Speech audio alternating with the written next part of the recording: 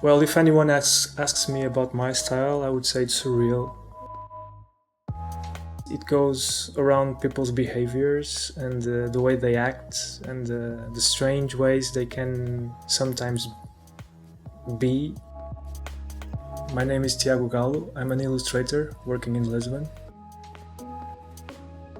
I actually started being an architect and working as an architect, and hoping that this would lead me to making something creative lately and working with illustration afterwards. Well, that didn't happen, and I quitted my job and started working as an illustrator full-time.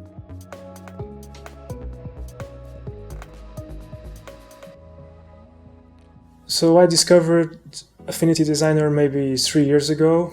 I remember having a very old laptop, and the software I was working with at the time, it was really, really slow, and I really needed an alternative.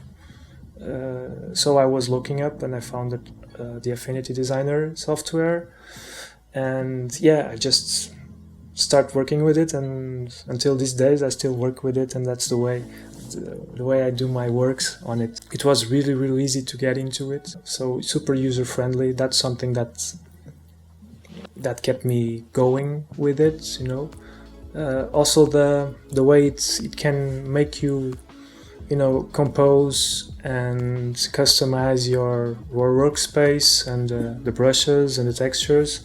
Yeah, that's something that I really, really need in my work. If someone asks me for advice, I would say customize at most whatever you can, always search for new brushes, for new textures, for new ways of expressing yourself.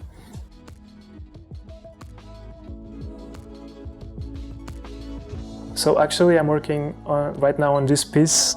It's a snakes and ladders kind of game, but it's about the Portuguese Revolution. It's part of a Lisbon book that will come out maybe in a month or so, about the history of Lisbon and each part of the history of Lisbon.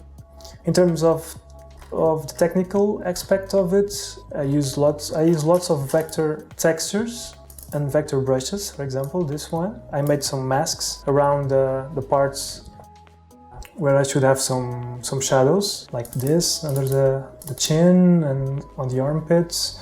And I just picked up some of the brushes that I have here, like this one. And yeah, so it's really fun playing with it. For example, this kind of texture, it's a raster texture that I put inside the vector and I erase it here. So it gives this cool aspect of giving some of the colors from the background and some of the white. So I like this kind of random texture that it gives to me.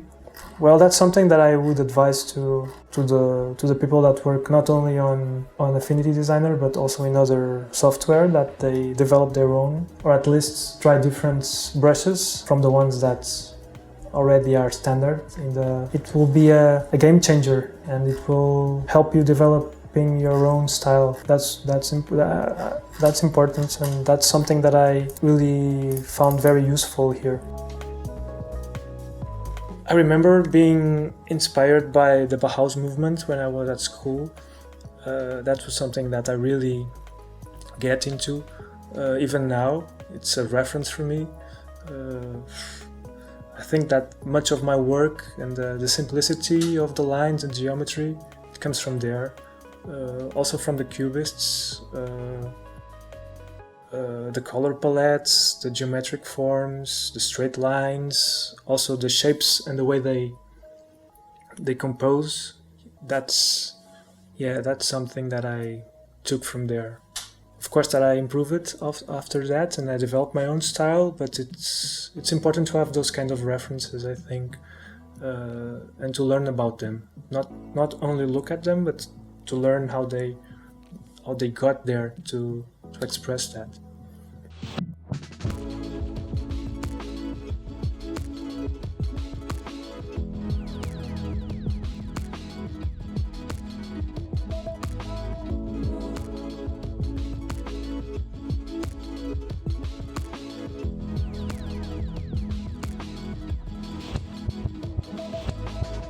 always searching for new stuff, reading new books, listen to new music, you know. So even the little things in life, you can pick them up and turn them into inspiration. You just have to look for the right things and be aware of what surrounds you.